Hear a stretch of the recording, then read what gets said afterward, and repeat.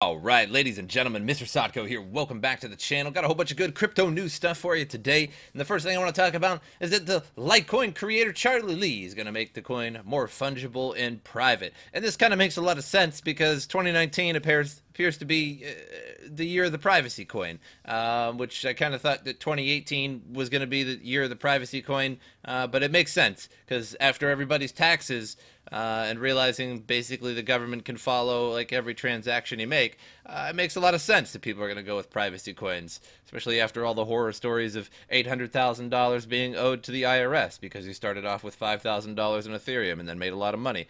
It happens. So Charlie Lee declared that he's going to focus on making the major cryptocurrency more fungible in a tweet on January 28th. Lee stated in the tweet that fungibility is the only property of sound money that is missing from Bitcoin and Litecoin, adding that the next battleground will be on fungibility and privacy. The tweet conclusion is that the developer wants to zero in on implementing private transactions in Litecoin, stating, "I am now focused on making Litecoin more fungible by adding confidential transactions."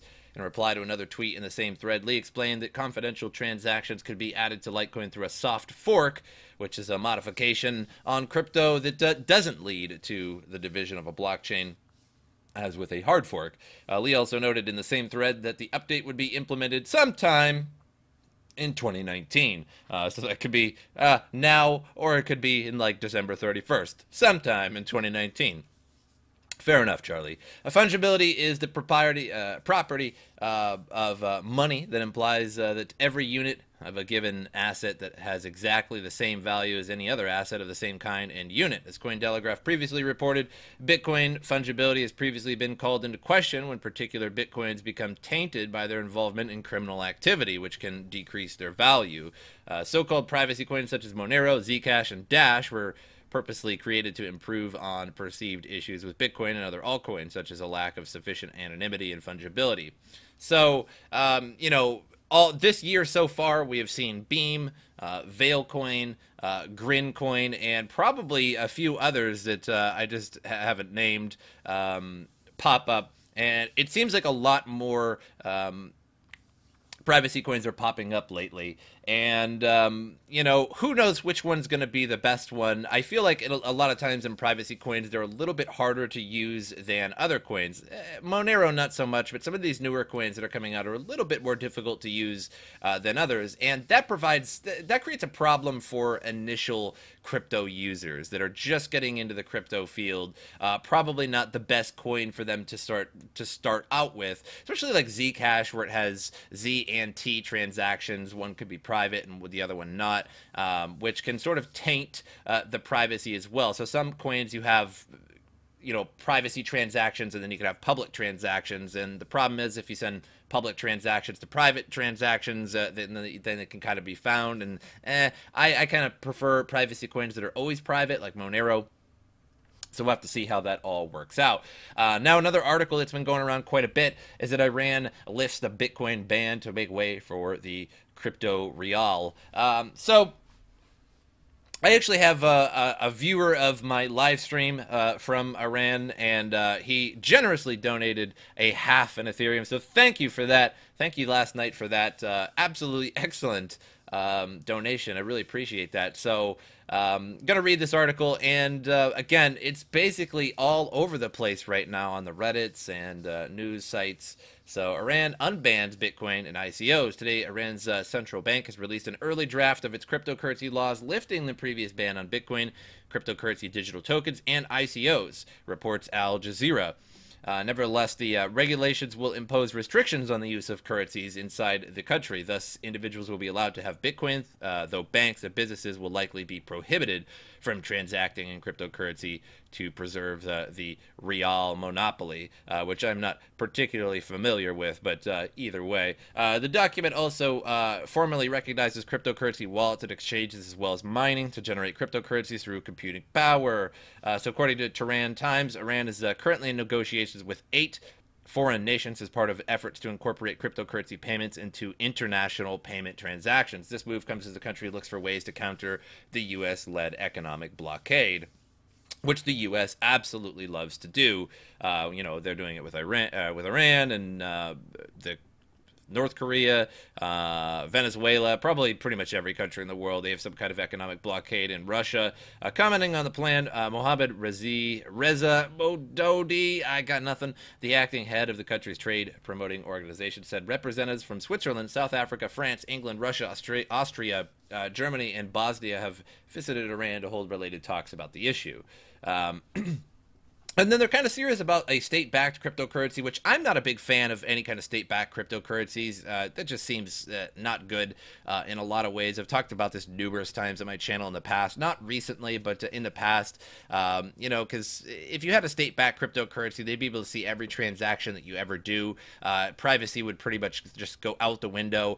Any transaction you ever make, any money that you ever make would just be public ledger, and probably not a good idea. This week, reports also emerged that the country was set to move forward with its plans to create a state-backed crypto. Sources say the unveiling of the national virtual currency will be part of the activities during the annual electronic banking and payment systems, which kicked off today. So there's no indication on whether the proposed national cryptocurrency will act as a facilitator of trade between Iran and other countries, but for now, any crypto rial will be used to execute payments between banks and institutions invested in cryptocurrencies. So I don't even know if I'm saying rial right, but either way. So I think the only country that's actually ever made one was Venezuela with the petro, but again, nobody even knows if the petro actually is real or not. Like, nobody knows. Like, you don't know where to buy it, you don't know where to get it. People's pensions and retirement were just basically shifted to the petro in Venezuela. Was it actually shifted into the petro? Nobody knows. Again, it's just like this mysterious thing. Who knows? Then I remember reading an article that Turkey was thinking about doing it, but we'll have to see. I think they're just, I think any country that thinks about doing it starts to look into it and realizes maybe it's not the greatest idea. But time will tell. Moving on.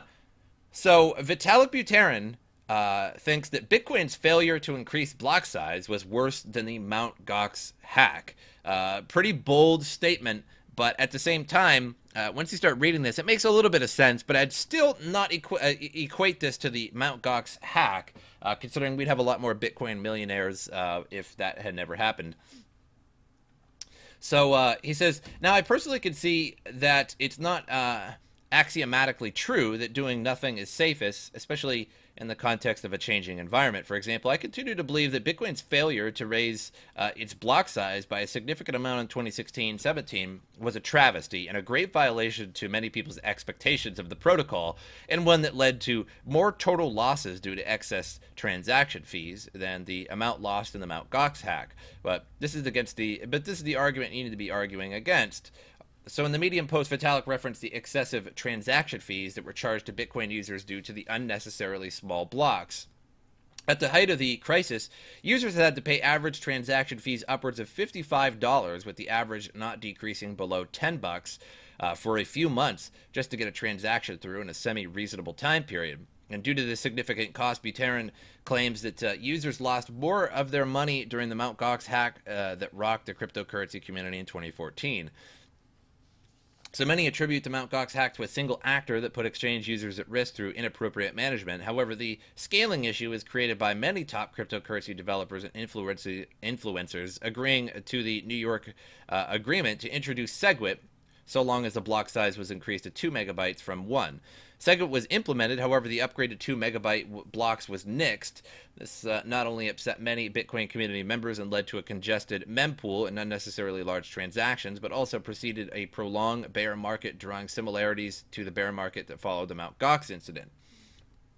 Which kind of makes a lot of sense. Now, this article goes on to talk about it a little bit more, but so I get what he's saying there. I think it's maybe a terrible correlation to say that Mt. Gox was not as bad as the Bitcoin transaction fees, but it makes a lot of sense to argue, against the transaction fees, and say that they were pretty terrible, because the SegWit thing didn't really go through particularly well. It was supposed to be 2 megabyte instead of 1, and SegWit went through well before the height of Bitcoin.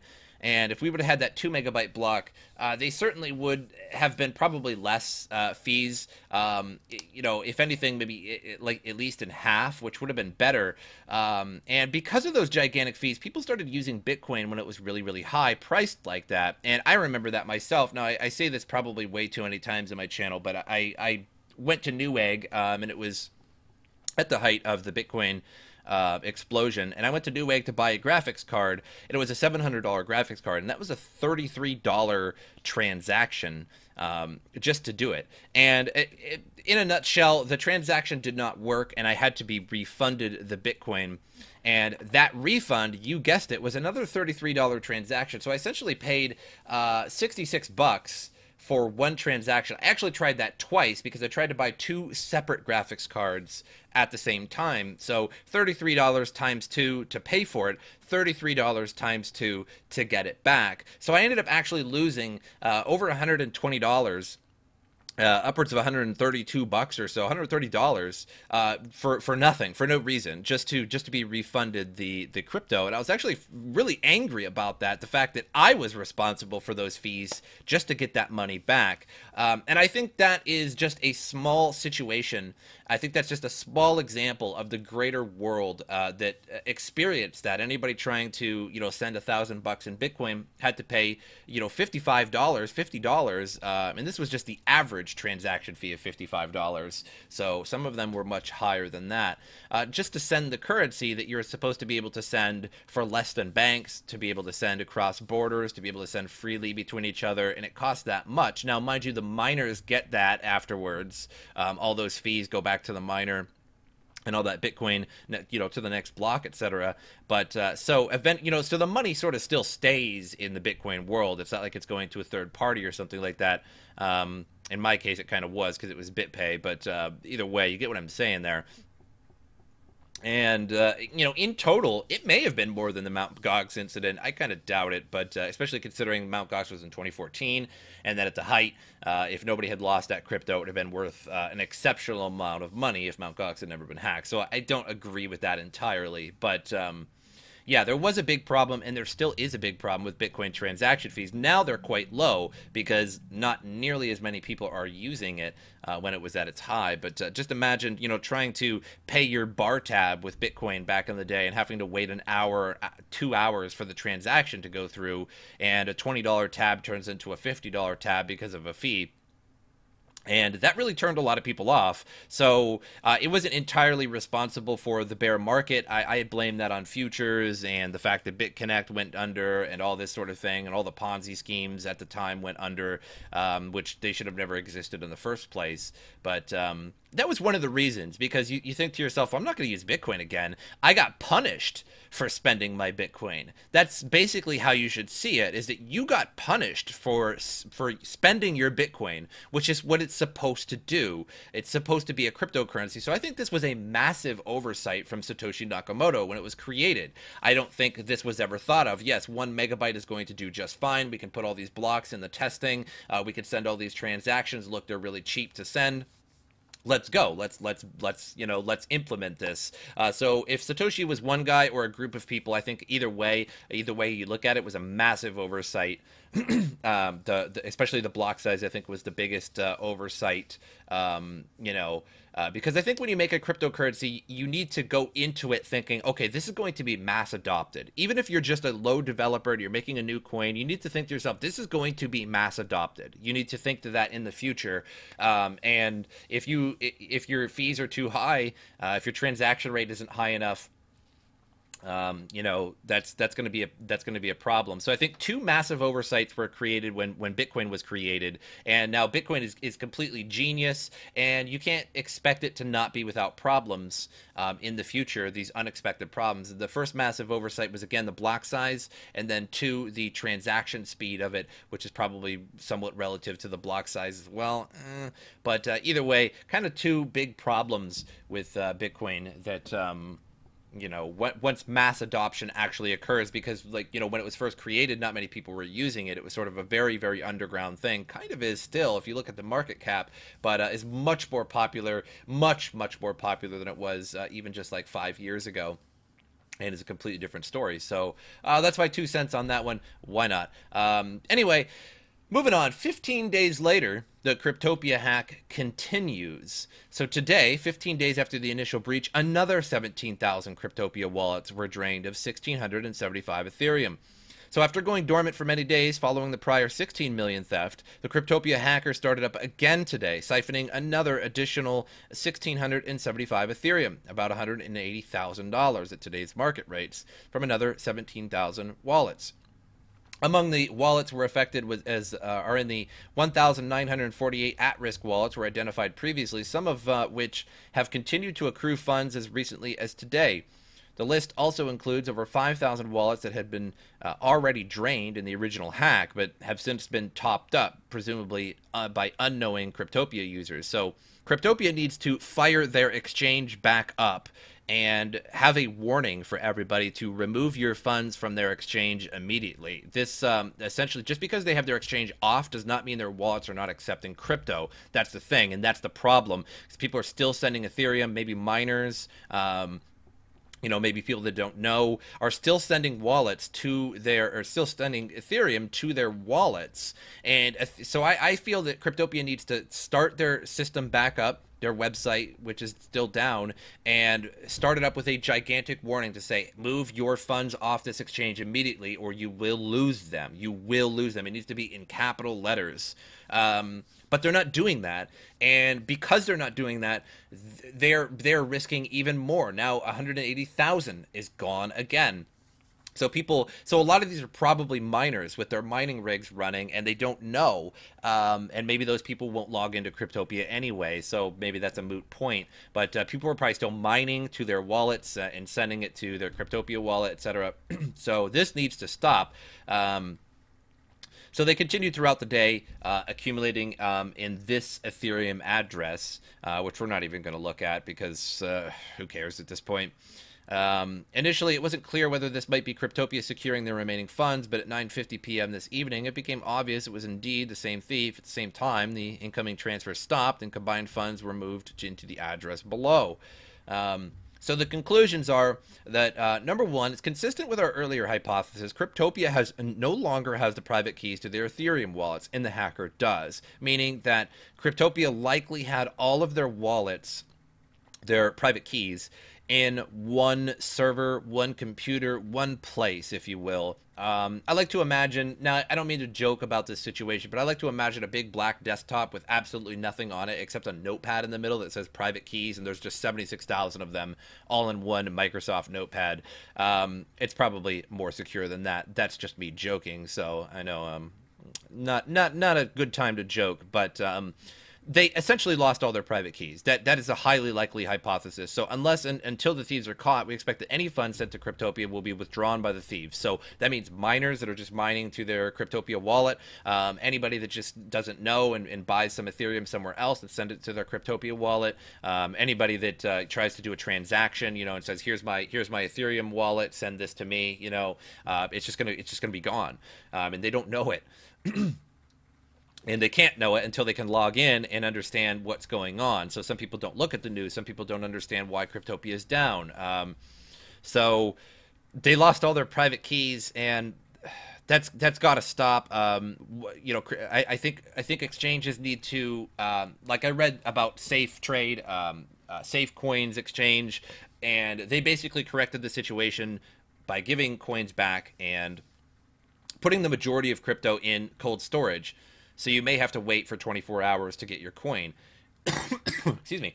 And I think that's just fine. What I think is that a lot of crypto exchanges want to be extremely competitive. So they don't want to have too much in cold storage because cold storage is very slow. What if I want to get $10,000 of Bitcoin out immediately? Well, somebody's going to have to go into cold storage, get it, and then transfer it to my wallet that I want. That's going to take a long time, and that's not very competitive. People are going to be angry about that, but people need to understand that that is something that kind of needs to happen in crypto because exchanges are clearly not doing that.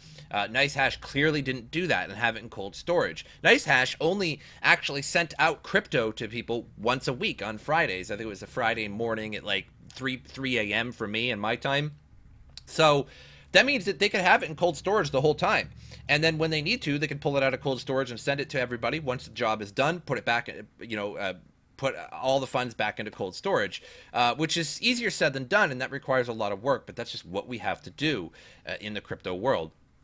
Or keep them on your own person. Keep your own keys, not your crypto. Despite the hack, many CryptoPia users, so this is number 2 conclusions, despite the hack, many CryptoPia users continued depositing funds into their Ethereum wallets. In just the 2 hours since this hack took place, many of the very same Ethereum wallets that were just hacked have already topped up with more Ether. Again, I'm thinking miners in this case. Why do people continue sending funds to CryptoPia despite there having been a very public security breach? Most of the funds are coming from mining pools, exactly. Presumably, these payments are being sent on behalf of miners who have opted to receive their rewards automatically via direct deposit and since forgotten about it, and their miners are just running and it's just depositing to Ethereum. Well, they're going to have a bad problem when they finally check their CryptoPia wallets and realize, I've been mining for months on end, maybe, who knows, maybe a year straight, and I just finally checked my CryptoPia wallet. Maybe when the price goes up, they're like, ooh, I can't wait to see what it's all worth, and they're going to find out that there's no Ethereum in there. And it's not their, well, it's, I mean, here's my suggestion. Always put your crypto in your own wallets. Don't keep it on exchanges for very long. If you got a day trade, do it. But if you just go to CryptoPia or any exchange, and you're like, you know what, I'm going to put 50 bucks into crypto today, and you buy some crypto, take that crypto off the exchange while you're done. If you're not day trading it, there is no reason it should be on an exchange. Just take it off and put those private keys, thumb drive, on a Nano, on a paper wallet, anything, and put it in a safe and forget about it. You can still, even if it's in the safe, your thumb drive, you can still just send Ethereum, Bitcoin, whatever, to that wallet address, that paper offline wallet, and it'll just go into that wallet, and nobody will ever be able to get to it with a private key. If you keep it on an exchange, somebody eventually will hack that exchange. I think it's just a matter of time before virtually any exchange gets hacked, and you need to check to see if your exchange is insured, like Coinbase is insured. So if it gets hacked, you're probably going to get your money back. They're insured. Might take a while though, and that's going to be a problem, especially if the bull market comes and you can't sell at the time. So again, no exchange is safe. Don't keep your crypto on an exchange for very long. Okay, period. If any mining pools wish to check whether their payments are going into a black hole, feel free to get in touch, and we will let you know what we see. So they're also offering to see if that's happening, but. Major problem. So now this article here, I'm going to kind of skim through. Ethereum kicked off the year-long 51% attack festival in style, and there's still plenty more where that came from. So top 10 reasons why 2019 is the year of the cryptocurrency 51% attack. So there's hash rate. Number one, there's hash rate marketplaces.